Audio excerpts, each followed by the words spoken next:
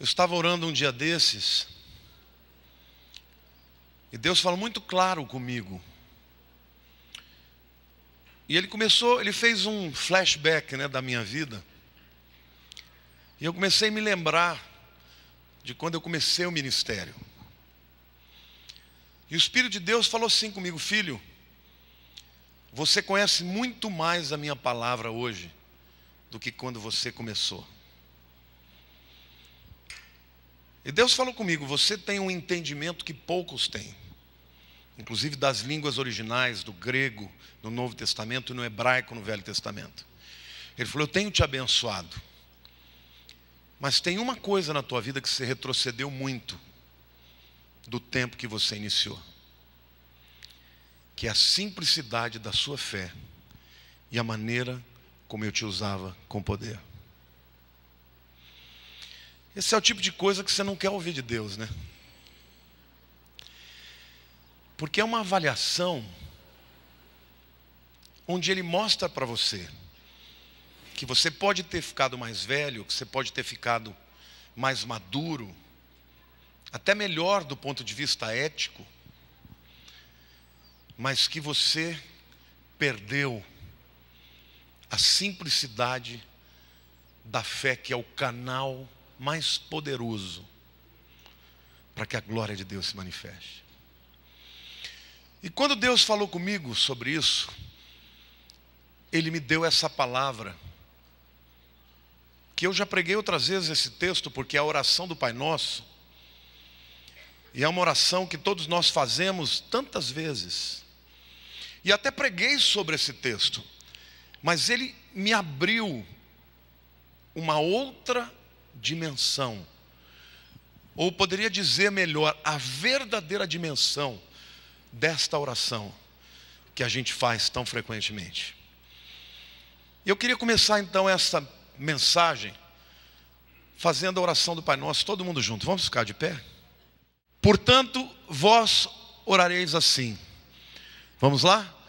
Pai nosso que estás nos céus, santificado seja o teu nome. Venha o teu reino, faça-se a tua vontade, assim na terra como no céu. O pão nosso de cada dia dá-nos hoje, e perdoa-nos as nossas dívidas, assim como nós temos perdoado aos nossos devedores. E não nos deixes cair em tentação, mas livra-nos do mal, pois teu é o reino, o poder e a glória para sempre. Amém. Graças a Deus. Pode sentar, queridos. Deus falou para mim assim: filho, nesta oração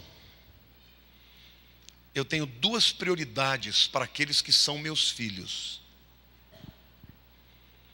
Duas prioridades. E eu quero começar perguntando a vocês: quais são as duas prioridades de Deus para aqueles que já são dele, para aqueles que já confessaram a Cristo como Salvador? Qual é a primeira delas? O que Deus está procurando? A palavra de Deus nos fala: em primeiro lugar, Deus está procurando adoradores. Simplesmente porque a adoração fala de relacionamentos, fala de intimidade. Como nós nos relacionamos com Deus, como a gente se torna próximo dele, através da adoração. A segunda prioridade, eu gostaria que vocês me dissessem qual é. Qual foi a última palavra de ordem que Jesus deu aos seus discípulos? Ide fazer discípulos, ou ide pregai o evangelho a todas as nações. Mas que evangelho é esse? Se você ouviu a mensagem anterior, não pode. Quem falou do reino? Porque muita gente diz assim: o evangelho da salvação. Não é assim que a gente diz? Mas o evangelho não é o evangelho da salvação. O evangelho é o evangelho do reino, porque a salvação é só a primeira bênção desse reino. Vocês se lembram que quando João Batista começou a pregar, o que ele dizia? Arrependei-vos, porque está próximo o quê? O reino de Deus. Ele não falou a salvação. Agora veja, arrependimento não significa choro, não significa lágrimas, significa mudança de mente. Então o que o Senhor me falou é o seguinte, que eu não quero que vocês tenham a mentalidade humana, eu quero que vocês tenham a mentalidade do reino. Por quê? Porque o reino de Deus, que estava próximo nos dias de João Batista, já veio. Quando Jesus entrou na vida, na terra, na verdade o céu invadiu a terra. Porque o Rei do Universo entrou na nossa dimensão e no nosso tempo. E literalmente ele trouxe para a terra tudo que tinha no céu. E quando ele vai embora, quando ele sobe, ele é assunto aos céus, ele diz aos discípulos: agora vocês é que vão implantar o reino. Ide e pregai o evangelho do reino. E literalmente ele fala: toda a autoridade me foi dada e agora eu dou para vocês. Então quais são as duas prioridades? Diga: a primeira, a adoração, porque a adoração fala de intimidade. Diga: a segunda, implantar o reino. E é isso que eu vou falar para vocês hoje. Então vamos começar por partes. Eu vou dividir essa oração em 2 domingos. Neste domingo falei a primeira, a segunda vai pular o período do Randy Clark e virá depois. O texto começa dizendo: Pai nosso que estás nos céus, santificado seja o teu nome. Diga: Pai. Pai. Quem aqui é pai já? Fica de pé você que é pai.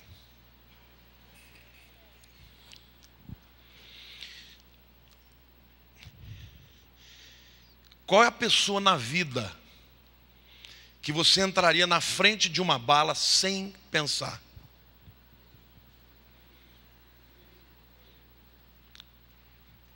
É pelo seu filho ou não? Pode sentar. Jesus está nos ensinando que o nosso Deus, Ele é Deus, mas Ele é nosso Pai. Aliás, a palavra de Deus diz que Ele quer que nós o chamemos de Abba. E Abba é papai, daddy. Deus, o Todo-Poderoso que está no trono, Ele não quer que você o chame de ó Pai. Ele quer que você o chame de papai. Para os outros Ele pode ser o todo, para os anjos, para os arcanjos, para os querubins, para os serafins, Ele pode ser o Deus Todo-Poderoso. Mas para mim, Ele é o meu papai. Amém. Diga assim: se Ele é meu pai, eu tenho a sua natureza. Diga: se Ele é meu pai, eu tenho a sua herança. Se Ele é meu pai, eu tenho acesso. Se Ele é meu pai, eu tenho os direitos de filho. Amém.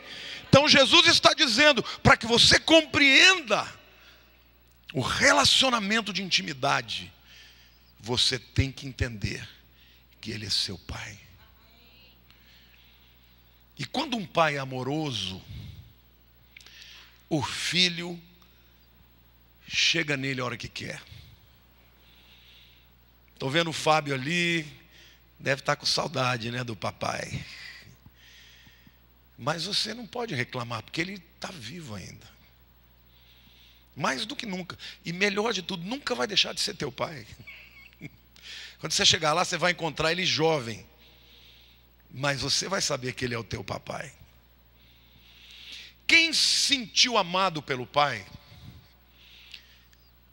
sabe que se tem uma pessoa que você pode contar, é com Ele. Então o Senhor está dizendo para você, Ele nos ensina a orar assim todo dia, porque Ele não quer que a gente se sinta distante dEle.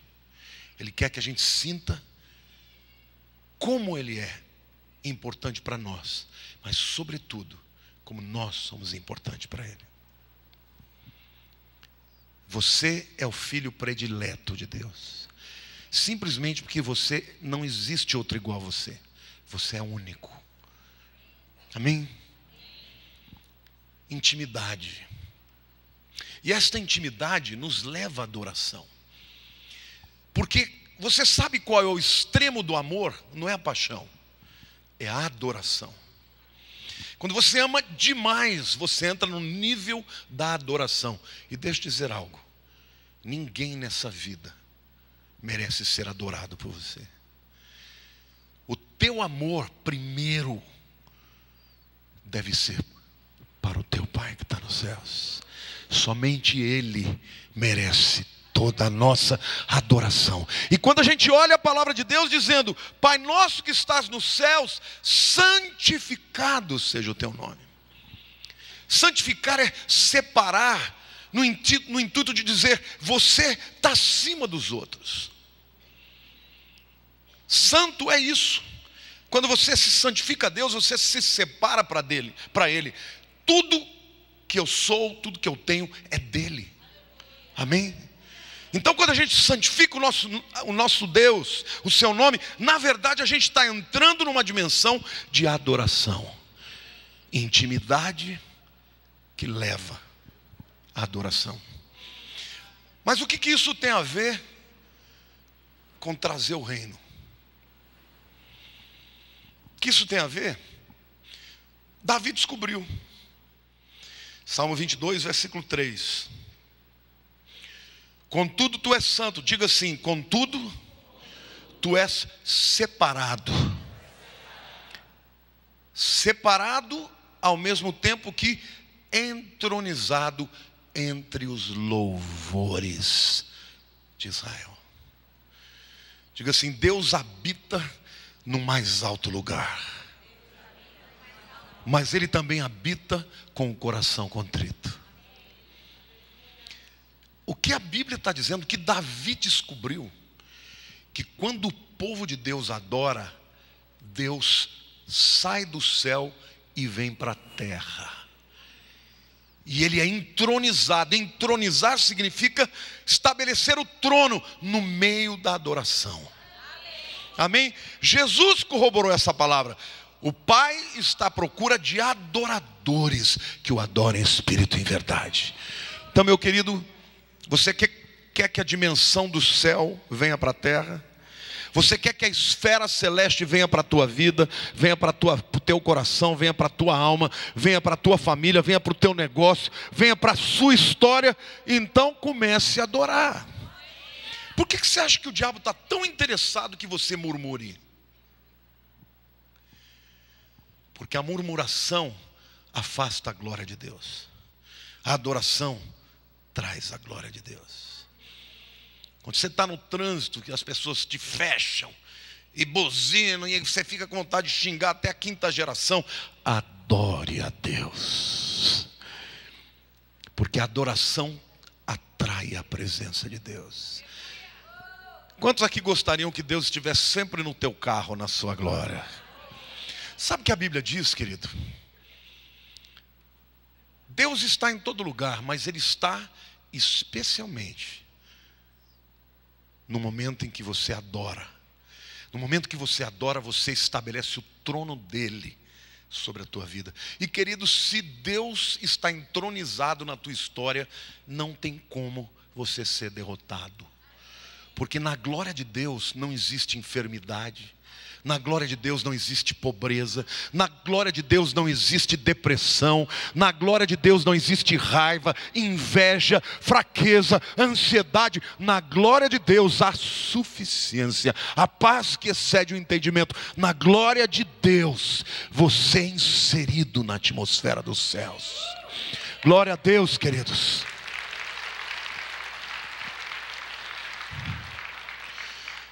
E Deus foi me fazendo lembrar de tantas coisas. Às vezes você adquire tantos conhecimentos, conhecimentos filosóficos, conhecimentos da psicologia, história. Eu adoro estudar. E eu tenho recebido de Deus um dom. Eu leio uma vez, eu gravo. Gravo data, gravo tudo. Eu ouço um documentário, uma vez acabou, eu posso repetir. E não foi sempre assim, é um dom de Deus.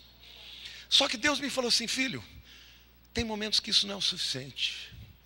E Ele me lembrou, por exemplo, quando eu iniciei essa igreja, e eu estava fazendo um culto na minha casa, eu estava fazendo uma célula, na verdade, e chegou lá um jovem, o Marcão.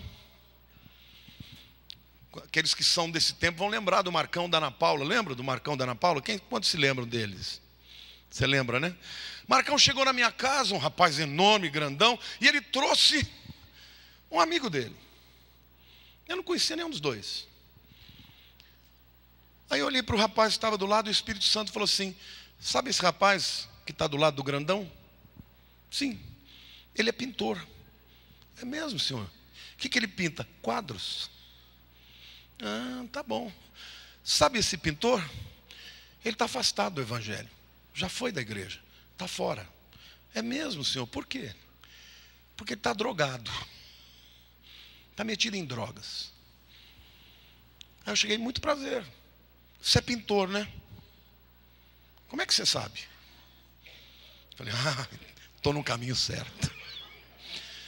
Você já foi crente, está fora, né? Como é que você sabe? Aí eu cresci, né? O Espírito Santo me falou que você está fora porque está nas drogas. O cara caiu de joelho. Se converteu ele, se converteu o Marcão. Não troquei nenhuma palavra com o Marcão. Nenhuma palavra. Mirei num, acertei dois. Marcão se converteu, estudou, fez teologia. Hoje é uma benção, mora em São Caetano. Está lá com a Aninha, porque aí veio a família, né? Veio a Aninha, veio a mãe, a família inteira. Queridos, Deus me falou assim: quando a minha glória se manifesta, não há resistência. E Deus me mandou te dizer, te dar um recado hoje, meu querido. O mundo está de perna para o ar. O mundo está desesperado, as pessoas estão com ódio, estão com medo, estão apavoradas. E o Senhor me mandou te dizer que se você trouxer a glória dEle, se você trouxer o reino de Deus para a sua vida, a abundância do reino de Deus vai estar na sua história. Amém ou não? Quantos podem aplaudir o Senhor e dizer: eu creio?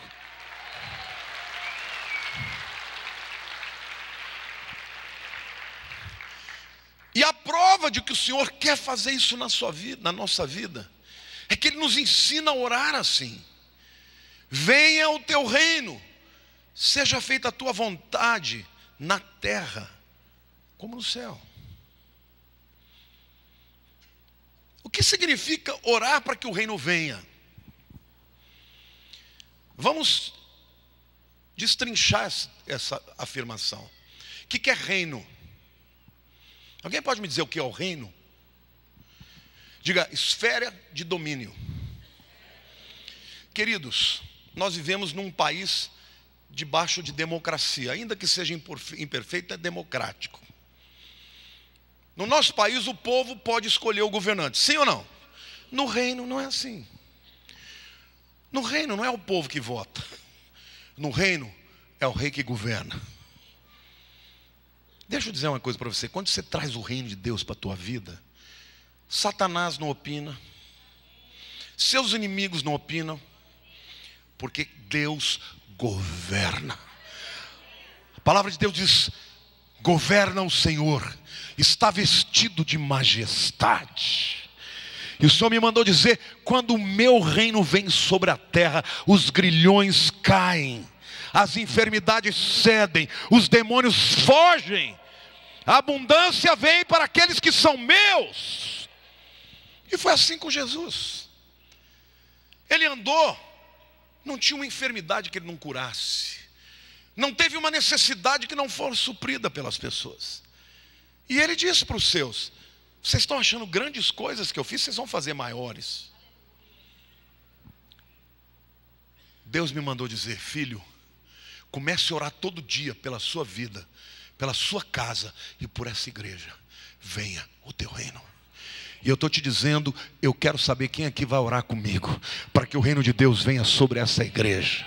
Nós vamos atrair a presença de Deus através da adoração verdadeira, mas nós queremos que o reino dele quebre os grilhões. Quebre os grilhões, libere a unção, o poder, a glória, a autoridade. Amém, irmão?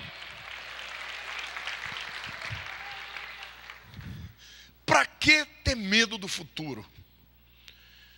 Olha para a pessoa do teu lado e fala: está com medo do quê, meu irmão? O teu pai manda em tudo isso aqui. Amém? Glória a Deus, queridos. Eu quero fazer uma pergunta para você. Se Jesus nos manda orar para que o reino do céu venha para a terra, quanto do reino do céu pode vir para a terra? 10%, 20%, 100%. Há muitas discussões a respeito disso, mas de uma coisa eu tenho certeza. Diga assim: de uma coisa eu tenho certeza. É muito mais do que nós estamos experimentando. Amém? Sabe de uma coisa? Quem vai determinar o quanto do reino de Deus venha para a terra não é Deus, é você. Você está me entendendo o que eu estou te falando? Jesus que está te incitando. Vai orar. Não fica murmurando. Ai, nha, nha, nha, nha. Fale: venha o teu reino. Que o Senhor governe a minha vida, que o Senhor governe a minha família, que o Senhor governe o meu corpo, que o Senhor governe os meus talentos, que o Senhor governe a minha finança, que o Senhor governe os meus passos aonde eu for. Eu quero levar o teu reino na terra. Venha o teu reino. Seja feita a tua vontade na terra como é feita nos céus. Querido, no céu não tem essa coisa de Deus falar: anjo Gabriel vai anunciar que eu vou mandar meu filho. Espera aí, Senhor, que eu não estou pronto ainda. Não tem essa história, não estou pronto. Para já. O evangelho, queridos, é o evangelho da contracultura.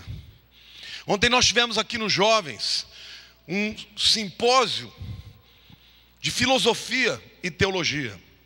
Até o Wilson matou a pau, foi bem pra caramba. Eu fiquei surpreso, não sabia que ele conhecia tanto.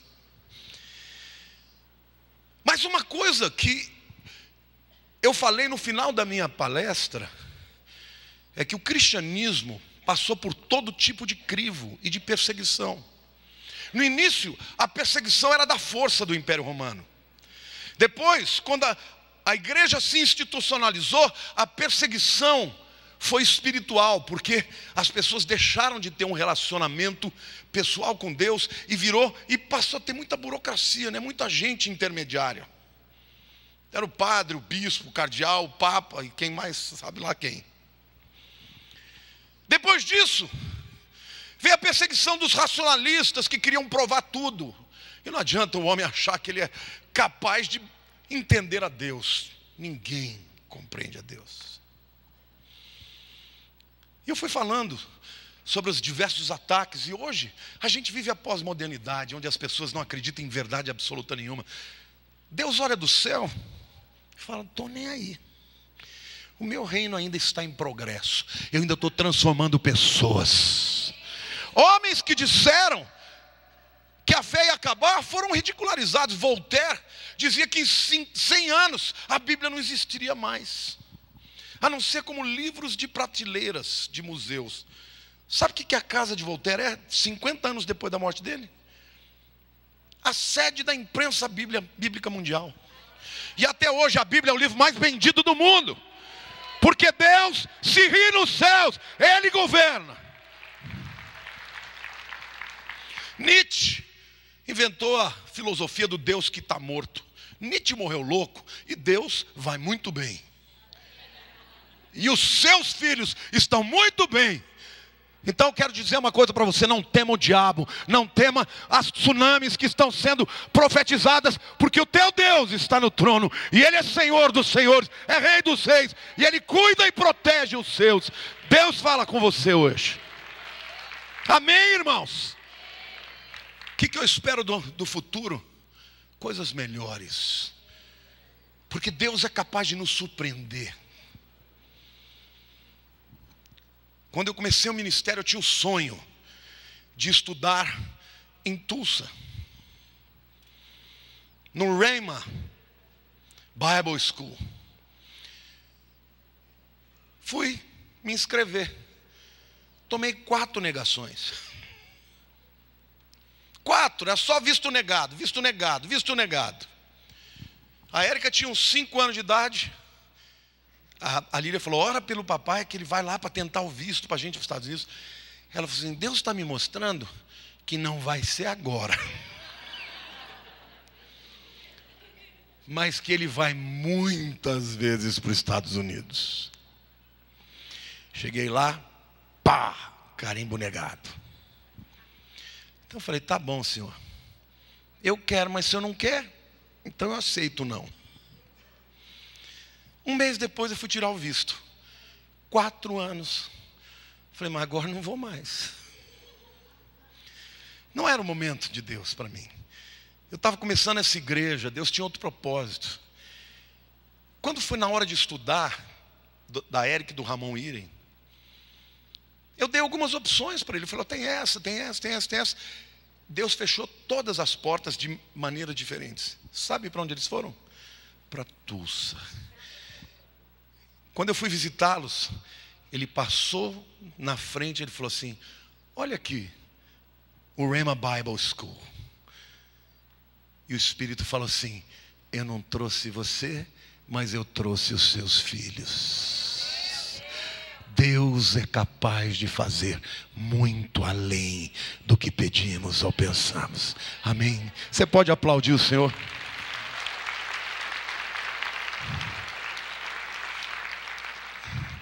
1 Coríntios 2, 9 e 10 diz assim, e eu quero ler a primeira parte desse texto e quero fazer uma pergunta para vocês.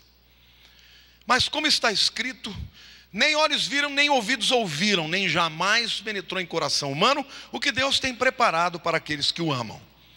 Sempre que eu li esse texto, eu dizia: meu Deus, como o céu é maravilhoso. Como Deus tem coisas lindas preparadas lá no céu, que eu nunca vou conseguir imaginar. Você já interpretou assim? Essa semana Deus falou: você está interpretando errado. Eu não estou falando das coisas do futuro. Eu estou falando das coisas do céu, mas para agora. Veja o que o texto continua dizendo: mas Deus nolo revelou pelo Espírito, porque o Espírito a todas as coisas perscruta, até mesmo as profundezas de Deus. Sabe o que Deus falou? Você está esperando as coisas boas para o céu? Eu tenho as coisas boas do céu na terra. O que eu estou querendo te dizer, meu filhote, é que você não é capaz de, pelos olhos humanos e nem pelos ouvidos humanos, entender o que eu tenho para você, mas pelo meu Espírito você vai discernir tudinho. Amém, querido? Você pode receber pela fé essa palavra, dizer: eu creio em nome de Jesus. Vou dar um exemplo aqui. Você tem um sonho na tua vida, um desejo.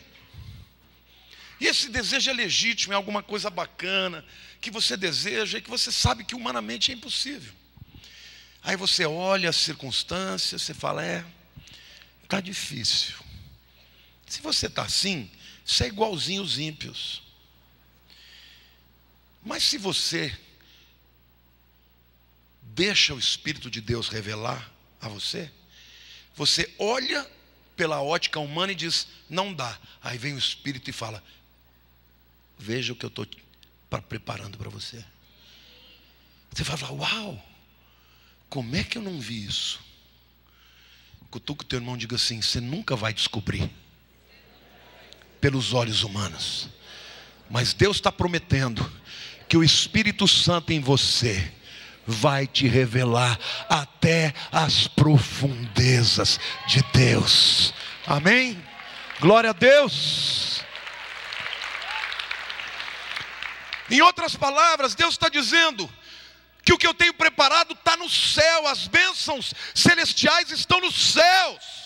E aqueles que andam pelo Espírito, esses entendem que o céu pode vir para a terra. O céu vai invadir a terra e as bênçãos celestes vão ser experimentadas pelos seus filhos. Eu estou com uma grande expectativa de domingo, porque eu creio que Deus vai derramar uma unção extraordinária que vai mudar a nossa vida e o ministério dessa igreja. Quando você vai diante de Deus, não venha com poucas expectativas, não. Se tem uma coisa que Deus fica animado quando Ele vê o filho dele cheio de expectativas, porque Deus é capaz de fazer muito além. Amém? Efésios capítulo 3, versículos 20 e 21 é um outro texto que a gente interpreta de maneira errada. Ora, aquele que é poderoso. Vocês estão vendo aquele acentozinho ali? Aquela crase? O que significa aquele craseado? Não, estou perguntando para vocês, ver se vocês entendem o português. O que está dizendo ali? O que é aquele? Para aquele. Sim ou não?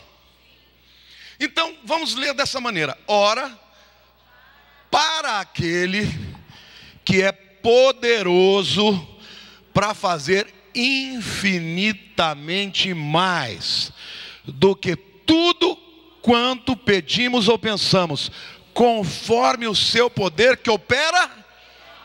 Olha o que Deus está dizendo. Leu? A Ele seja glória na igreja e em Cristo Jesus, por todas as gerações, para todo sempre. Acabou, não precisa falar mais nada. Só esse texto é para você sair daqui pulando dessa altura. Sabe o que Deus está dizendo para você, meu queridinho? Que toda vez que Deus, diga assim, toda vez que Deus, que é o Todo-Poderoso, capaz de fazer infinitamente mais do que pedimos ou pensamos, toda vez que Ele faz isso, pelo seu poder, que opera na minha vida e na igreja, toda vez que isso acontece, que o milagre acontece, que a porta se abre, que a cadeia se arrebenta, toda vez que isso acontece, Ele é glorificado.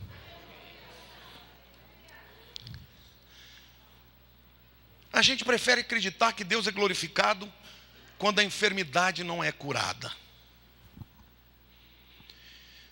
A gente prefere acreditar que Deus é glorificado quando a gente não tem nada. E todos nós podemos passar por momentos na vida de enfermidade, momentos na vida de escassez, tudo isso pode acontecer. Mas o que Deus está dizendo, que quando você não tem, Ele tem. Que quando você é enfermo, Jesus levou a sua enfermidade na cruz. Que quando você não pode, Ele pode. E quando você traz a bênção do reino dos céus para a tua vida, Ele é glorificado.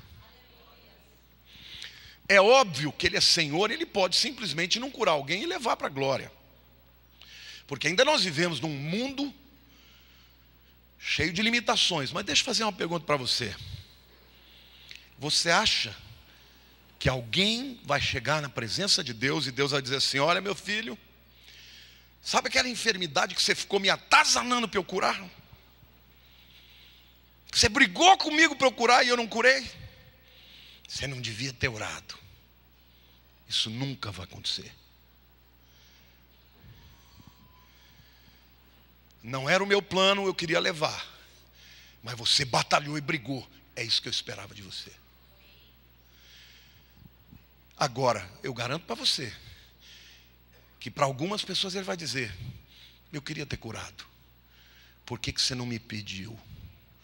Por que você não reivindicou de verdade?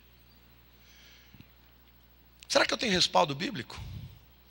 Você se lembra daquela mulher estrangeira, uma sírio-fenícia, uma grega, que Jesus saiu do território de Israel? A única vez que a Bíblia fala que ele saiu do território de Israel, ele foi para a Síria. E chegou lá, porque a fama dele era muito grande, aquela mulher, que nem judia era, ficou rodeando ele, os discípulos mandando embora, ela berrando. E quando Jesus chegou, ela falou: cura minha filha. Ele falou: mas eu vim para o povo de Israel, não vim para vocês, gentios. Eu não vim para dar o pão dos filhos para os cachorrinhos. Tá bom, Senhor, eu sou cachorrinho, mas cachorrinho come das migalhas que caem da mesa. Para mim é suficiente. Me dá só uma beiradinha da bênção do povo de Israel, que para mim é suficiente. Jesus falou: nunca vi em Israel uma fé como essa. E a menina foi curada imediatamente. Amém, igreja? Só que nós estamos tão limitados pela teologia, pela incredulidade. O Randy Clark, ele contou uma coisa num dos vídeos que eu assisti, que eu fiquei impactado. Ele é um homem muito preparado, eu vi até um curso que ele deu de história da igreja, maravilhoso. Você fala, um homem desse, com todo esse conhecimento, tem um poder desse. Ele falou que ele foi convidado por uma grande universidade, acho que foi a Universidade de Yale, para falar sobre cura divina. Ele imaginou que ele ia falar na escola de divindade, Divinity School. E o reitor falou: não, a escola de divindade não quer que você fale, porque eles não creem em cura divina. Quem quer que você venha falar de cura divina é a escola de medicina. Ele falou: como é que é? Ele falou: é porque hoje os médicos estão com uma tendência de crer que a espiritualidade potencializa muito a cura física. Ele falou assim: os crentes não crendo na cura, e os ímpios dizendo: venha nos ensinar sobre cura divina. Deus está, isso é pós-modernismo mesmo. As coisas estão viradas de cabeça para o ar. Amém ou não? Glória a Deus, aplauda ao Senhor, diga aleluia. Eu quero viver isso. Amém, igreja? Deus está dizendo isso para nós. A Ele seja a glória na igreja em Cristo Jesus por todas as gerações. Vale para o século 21, para todos sempre. Amém. Assim seja. Venha o teu reino, seja feita a sua vontade, assim na terra como nos céus. Se existe algo livre no céu, tem que estar aqui entre nós. Mateus 16, 19 diz assim. Jesus mais para frente agora está falando com Pedro: dar-te-ei as chaves do reino dos céus. O que ligares na terra terá sido ligado nos céus, e o que desligares na terra terá sido desligado nos céus. Pedro foi o primeiro líder da igreja. Jesus está transferindo a autoridade, porque ele sempre age por autoridades. Nós todos somos autoridades com poder delegado. O poder não é nosso, é delegado por ele.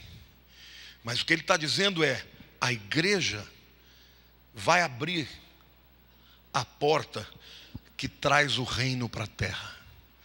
O que você decidir aqui na terra, se você liberar uma coisa aqui, é liberada lá. Se você amarrar uma coisa aqui, será amarrada lá. Sabe o que o inimigo quer que você creia? Que ele é muito poderoso. Tem muito crente dando espaço demais para o diabo. Deus está dizendo para você: você pode proibir a ação dele, porque é você quem comanda. Você amarra na terra e lá no céu está amarrado. Você libera na terra e lá no céu está liberado. Amém? Por isso que ele disse: tu és pedra.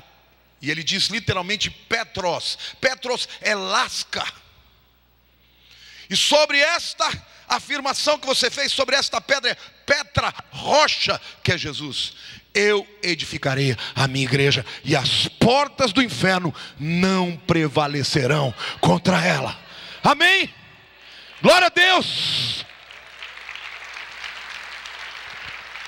O que ele está nos dizendo é que nós somos lascas da rocha que é Jesus. E nós temos autoridade. Reino fala de autoridade. Você tem filho pequeno, tem medo do que vai acontecer lá fora? Proíba. Ore com seu filho, põe a mão sobre ele, ore e o abençoe. O inimigo não tem poder e nem autoridade sobre a vida dele. Amém ou não? Não tenha medo. Ai, quando ele for para a faculdade ele vai se perder. Vai nada. Ele é escolhido, ele é marcado, ele faz parte da tua herança. E o que é teu é de Deus, e o que é de Deus é teu. Amém. O que a igreja precisa entender, é compreender que quando ela traz o reino de Deus para a terra, ela anda em autoridade. E ela não recua, ela avança. As portas do inferno não prevalecerão contra a minha igreja. Não é o inferno que está na porta da igreja, é a igreja que está na porta do inferno, folgando no cangote do diabo, e dizendo: vai saindo, porque eu vou estender os meus limites de influência, de autoridade e poder. Amém. Glória a Deus, irmãos.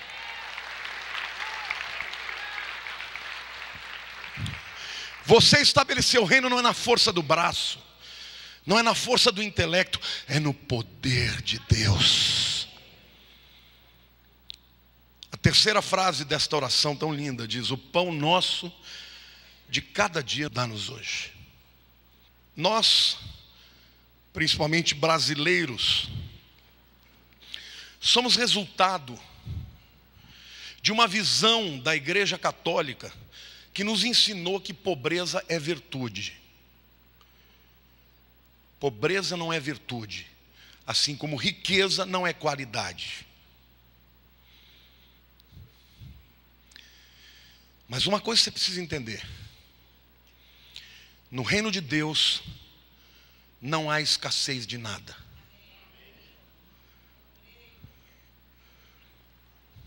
Jesus veio, e a maior parte do tempo ele pregava aos pobres, porque os ricos não achavam que precisavam dele. Ainda hoje é assim. Os ricos têm bons médicos, os pobres precisam do poder de Deus. Então, os maiores milagres acontecem no meio do povo pobre. Glória a Deus, porque Deus é bom, né? Ele não vai escolher porque um é bonitinho, outro não. Basta crer. Você crer, e se você importunar a Deus, Ele vai fazer um milagre na tua vida. Jesus disse certa vez assim: olha, sabe como eu quero que vocês orem? Eu quero que vocês sejam mais ou menos como aquele vizinho inoportuno, que meia-noite está com fome, desculpa porque não tem comida em casa, vai na casa do vizinho e bate na porta. Abre aí que eu estou com fome. E o vizinho: mas é muito tarde, é meia-noite. Eu quero comer pão. E Jesus disse: você vai importunar tanto ele que ele vai te dar. É assim que vocês têm que orar para mim. Quantos de vocês estão importunando Deus assim? Porque o diabo quer que você chegue para Deus e fale: Deus, eu sei que eu não mereço. Então, eu bem preciso, mas se o Senhor não quiser, não precisa dar. Mas Deus está dizendo para você: bata, batei e abri-se-vos-á. Buscai e achareis. Pedi e recebereis. Jesus sempre andou no meio daqueles que tinham fome dele. Certa vez ele estava pregando o evangelho por horas, e o povo teve fome. Jesus falou para Filipe: o povo está com fome, vai arrumar comida para eles. Jesus falou: mas Senhor, é uma multidão, como é que nós vamos fazer? Lá no meio tinha um rapazinho com um lanchinho, que vão combinando, não dava nem para ele, né? Que 2 peixinhos e 5 pães, um cara como eu, como 6 peixinhos, porque não é pão, é aquele pãozinho, sabe? Aquele pãozinho que não tem nada dentro. O que Jesus fez? Multiplicou. E o Senhor está mandando dizer para você: eu ainda multiplico. Eu ainda multiplico a necessidade do meu povo.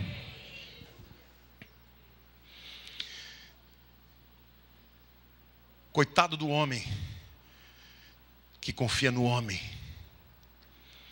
que depende do homem. Bendito o homem que confia no Senhor. A palavra de Deus em 2 Coríntios capítulo 9, versículo 8, diz assim: Deus pode, diga, Deus pode fazer-vos abundar em toda a graça. Deixa eu fazer uma pergunta. O que é abundância? Fartura é suficiência? É mais do que a suficiência. Deus pode abundar. E o texto diz: em toda graça. Graça é favor que você não merece. Diferente do seu salário que você recebe por aquilo que você fez, graça é que onde você recebe por aquilo que você não fez. A fim de que, tendo sempre, qual é o propósito de Deus? Diga sempre. Em quais áreas da nossa vida? Diga em tudo. O que? Ampla suficiência. Para quê? Para quê? Superabundez em toda boa obra. Sabe o que Deus está nos ensinando? Que todo dom que Ele te dá com um propósito. Por exemplo, uma pessoa que tem uma voz linda como a da Jennifer. Para que Deus deu a voz bonita da Jennifer? Para ela cantar no banheiro? Mas ela não pode adorar no banheiro? Pode, provavelmente adora. Mas e se ela cantar só no banheiro? Nós não vamos ser abençoados. Certo ou não? Para que Deus dá um dom? Para abençoar o outro. Todo dom que você recebeu de Deus é para o outro. Nada que você recebe na vida é para você. E o que Deus está dizendo, que Ele te dá para sobrar, para que você possa usar daquilo que Ele te dá, primeiro para o seu usufruto, mas depois para você superabundar na vida do seu semelhante. Esta é a visão do reino de Deus. No reino de Deus, ninguém que tenha muito pode curtir a sua abundância sem partilhar com os que têm menos. Está me entendendo isso? Por isso que quando a igreja iniciou, as pessoas davam tudo. Por que elas davam tudo? Porque elas viam a glória de Deus e falavam: mas por que eu preciso do quê? Quanto mais você se distancia da consciência do reino de Deus na sua vida, mais temeroso você tem de partilhar. E o que o Senhor me mandou fazer e falar para você: nós estamos indo para um novo templo, que na verdade vai representar um novo tempo. E aqueles que entenderem o propósito de ter recebido de Deus dons, talentos, vão ser instrumentos de muito mais. Quando você dá, você prepara para aquilo que você vai receber. Eu e a Lilian, a gente sempre foi muito generoso. E durante muitos anos, no início da igreja, a gente passou muitas dificuldades. Teve momentos até de não ter dinheiro para comer. Chegava no meio do mês, acabava a despesa e não tinha dinheiro. Mas fome nunca nos passamos. Porque Deus sempre fazia coisas lindas.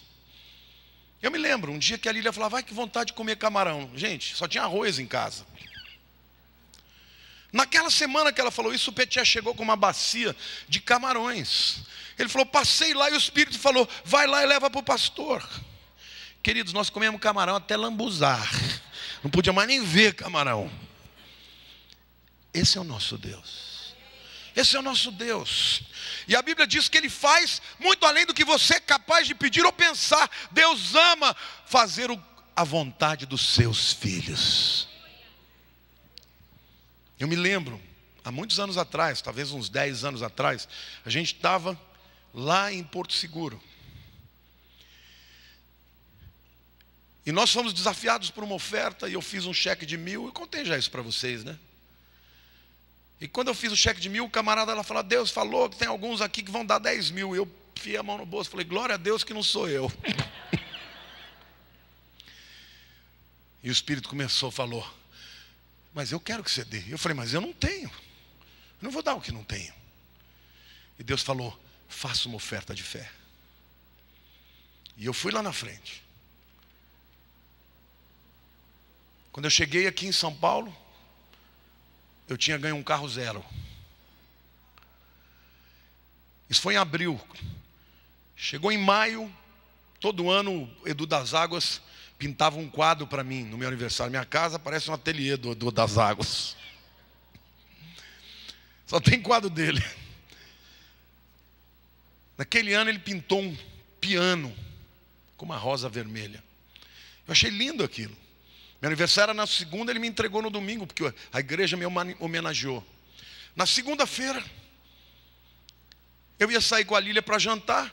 A Sidney me ligou e falou, passa aqui em casa que eu quero te dar o meu presente. Eu falei, não, dá durante a semana. Essa semana, amanhã eu vou jantar com meu amor. Ela falou, não, passa hoje aqui. Aí eu achei chato não ir, falei, vamos lá. Cheguei na casa dela, tinha um piano de cauda lindo, com uma fita branca, com um vaso de rosas vermelhas. Eu falei, o que é isso? Ela falou, Deus me mandou dar esse piano para você. Sabe aquele piano maravilhoso que vocês me veem tocando?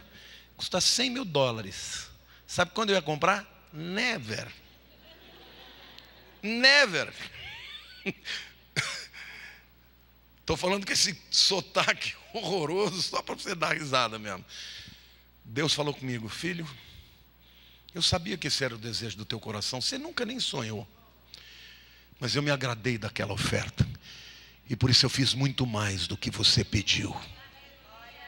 E o Senhor me manda te dizer, querido, você pode escolher viver a vida debaixo de uma filosofia nihilista, que não crê no nada, que crê que você está debaixo das suas próprias forças e as coisas vão acontecer por conta das limitações que você tem na história, no tempo e no país que você nasceu. E Deus está te dizendo, eu sou Deus sobre os homens, sobre os sistemas, sobre as filosofias, e eu posso fazer na tua vida muito além do que você é capaz de pedir ou pensar. Amém, irmãos?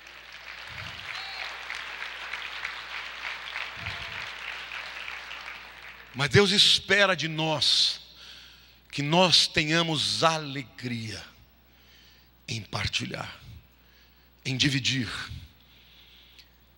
Nós estamos diante de um grande desafio como igreja. E o inimigo quer que você tenha medo de ofertar por causa da crise. E Deus quer que você tenha alegria de ofertar, porque Ele vai fazer um milagre no meio da crise. Nós somos humanos. Eu confesso que quando eu vi o tamanho do aluguel que a gente ia ter que pagar, eu tive vontade de desistir. Perguntava para o Zeca, que é um cara sempre ponderado, ele fala, vamos. Eu falava, esse povo está tudo louco. Falava, e aí, Dani? Daniel também sempre foi temeroso quando falava nessa questão financeira. Ele, vamos que Deus vai dar. Eu falava, eu estou louco. Será que só eu que estou com medo desse negócio? Não falei nem para a Lília. Eu falei, vamos para os Estados Unidos? Eu e Deus. Eu falei, eu não quero nem que o diabo ouça. Eu falei, Deus, eu quero que o Senhor fale direto comigo. Vocês devem ter ouvido umas 10 vezes e vão ouvir mais umas 20. Porque para mim, eu nunca vou me esquecer que o meu Deus falou comigo. Falou porque me ama. E falou porque Ele sabia que eu precisava ter convicção. Eu fiquei a semana inteira pedindo para Deus falar comigo, direto comigo. Senhor, o Senhor é Deus, eu sou humano. Eu não quero tomar uma decisão que vai gerar peso para a igreja. Eu quero fazer a tua vontade. Se o Senhor me mandar, eu vou, mas fala. Uma semana ele não falou nada. Fui na igreja, o pastor estava pregando lá. Ele falou: olha, se você não tiver paz, não faça. Eu já voltei falando para ele: está vendo? Eu estou sem paz. Continuei orando. Até no último dia. Acordo de manhã, ligo a televisão, começo a ouvir a palavra, nem prestando atenção. Quando o Espírito começa a falar comigo. E eu comecei a sentir um arrepio. Eu falei: pera lá. Esse camarada está falando alguma coisa de Deus para mim. Era o Joel Austin. Eu lembro onde eu estava, irmãos. Eu nunca vou me esquecer disso. E muito humildemente eu falei: Senhor, eu não quero errar. O Senhor pode falar comigo através desse homem. O Senhor pode dizer assim: olha, você que é um pastor do Brasil, está querendo mudar de igreja, mas está com medo. Confia que eu vou te dar. Aí eu falei: eu sei que eu estou sendo muito ousado, mas eu sou humano. O Senhor é Deus. E eu estou entregando o destino da igreja nas suas mãos. Não deu 2 minutos. Ele falou: irmãos, eu quero contar um testemunho. Eu tenho um pastor que é muito meu amigo. A igreja dele estava crescendo muito. E ele queria mudar. Mas por causa da crise, ele tinha medo de não conseguir pagar o aluguel. Uma loja de departamento não conseguiu pagar o aluguel e fechou. O lugar era muito maior. Ele alugou pela metade do preço. Deus falou: tá bom assim. Detalhe: o lugar que nós vamos, nós estamos pagando metade do aluguel que a concessionária que estava lá. E eu já estava feliz da vida, que o Senhor já tinha falado comigo, eu já tinha crido. Chega no final da palavra, ele diz: eu quero declarar para vocês todos que o ano de 2014 vai ser uma bênção. E o Senhor falou: essa palavra tem 3 anos. Eu mandei essa palavra de 3 anos atrás para você. Fui eu que mandei a escolha daqueles que colocam o programa, a escolha do tape que vai ou da gravação que vai. Fui eu que coloquei, fui eu que te acordei, fui eu que abri os seus ouvidos. Agora vai e somente creia. Por isso, queridos, eu não tenho dúvida para dizer que esse ano que vem será um ano dos milagres de Deus. Os milagres de Deus na vida da igreja. Venha o teu reino. Venha o teu reino sobre a minha vida. Venha o teu reino sobre a minha família. Venha o teu reino, Senhor, sobre os meus talentos, os meus dons, sobre os meus passos, sobre os meus sonhos. O Senhor está te dizendo: eu sou o mesmo ontem, hoje e sempre. Não me limite, lute, busque, ore, porque eu quero liberar. Amém, queridos? Eu quero pedir que você feche os seus olhos agora. Senhor Deus, queremos nos apresentar a Ti.